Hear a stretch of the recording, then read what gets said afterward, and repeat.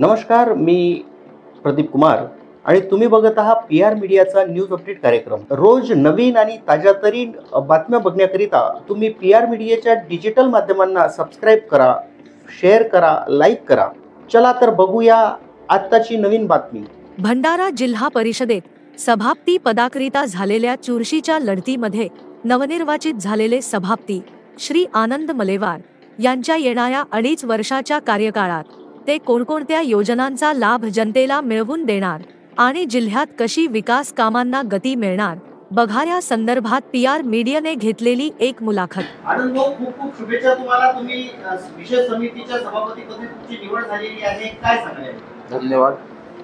विशेष समितीची निमित्ताने आपल्याला भंडारा या जिल्हा परिषदमध्ये आणि माननीय या महाराष्ट्राचे अध्यक्ष माननीय नानाभाऊ पटोले यांच्या माध्यमातून आम्हाला एक जिल्ह्याच्या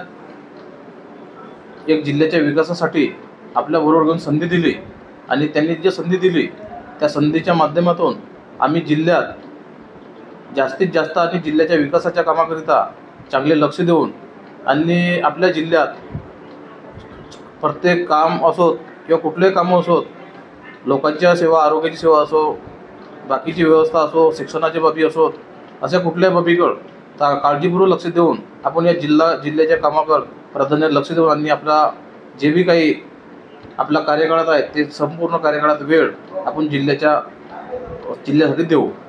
मागील 2.5 वर्षामध्ये तुम्ही एक जिल्हा परिषद सदस्य म्हणून एका सर्कलची जिम्मेदारी तुमच्याकडे होती, परंतु आता एक सभापती म्हणून पूर्ण जिल्ह्याची जिम्मेदारी तुमच्याकडे आहे। येणाऱ्या 2.5 वर्षाच्या कार्यकाळामध्ये तुम्ही जिल्ह्याचा सर्वांगीण विकास म्हणून तुमच्या नेमकं काय संकल्प तुमचा राहील? जिल्ह्याच्या विकासासाठी म्हणजे आरोग्य असो, शिक्षण असो किंवा आपले कृषीचे असो, शेतकरी शेतमजुराचे जे काही समस्या असतील ज्या आणि आपल्याकडून मूलभूत सुविधाच्या जो आहे जिल्ह्यासाठी त्यांच्याकडे सुद्धा आपण लक्ष देऊन आपण आपल्या जिल्ह्यात यशस्वी करण्याचे कार्य आपण करू।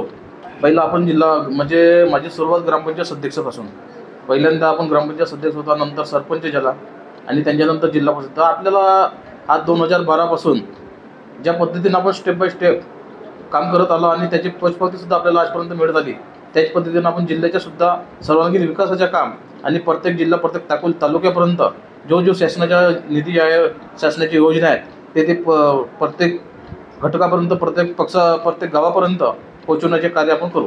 काय सांगणार, कोणाकोणा सहभाग लाभला, कोणाकोणाला धन्यवाद बोलायला? आता सहभाग म्हणजे येतं बघितलं असतं आपण तर एकीकडं काँग्रेसचे विकेताई अध्यक्ष आणि उपाध्यक्ष राष्ट्रवादीचे आणि विशेष समितीचे अशी चर्चा होती का भाजप, म्हणजे जिल्ह्यात एक स्थिर इचलबिचल असल्यामुळे आम्ही स्थिर विचार केलं की 2 पक्षाचे सरकार आणि अध्यक्षाच्या बाजूने जर आपण राहिला, विरोधीपेक्षा अध्यक्षाबरोबर जर राहिले तर आपल्या जिल्ह्याचा विकास चांगला होईल हा विचार करून सगळ्यांनी आम्ही अध्यक्ष मॅडमच्या सोबत राहण्याचा प्रयत्न केला आणि याच्यासाठी माननीय प्रांताध्यक्ष नानाभाऊ पटोले यांनी सुद्धा आम्हाला संधी दिली आणि त्यांनी जे संधी दिली या संधीच्या या जिल्ह्यासाठी सोना करण्याचं कार्य आमच्या राहील आणि आपल्या जिल्ह्यासाठी संधीचा सोना करू। आपले हे जुने नेते होते ते कुठे नाराज झाले असतील असं वाटत नाही?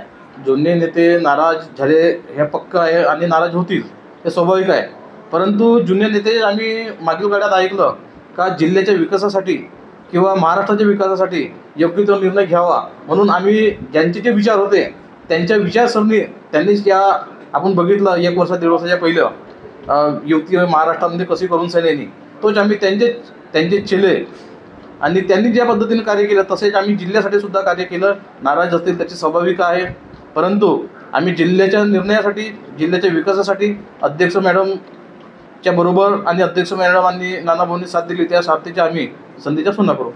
या जिल्ह्यातील मायबाप जनतेला सांगितो की आम्ही हा जो निर्णय घेतला हा जिल्ह्याच्या विकासासाठी आणि येणाऱ्या काळात संपूर्ण जिल्ह्याच्या माध्यमातून जिल्हा परिषद हे मिनी मंत्रालय आहे आणि या मिनी मंत्रालयाच्या माध्यमातून आपण गावात प्रत्येक घटक पक्षापर्यंत सहकार्य करण्याची भूमिका ठेवू आणि येणाऱ्या काळात जशी जशी वेळ येईल आणि शासनाचे आणि प्रत्येक जनप्रतिनिधीचे जे कर्तव्य आहे त्या कर्तव्याची आपण पूर्ण पालना करू।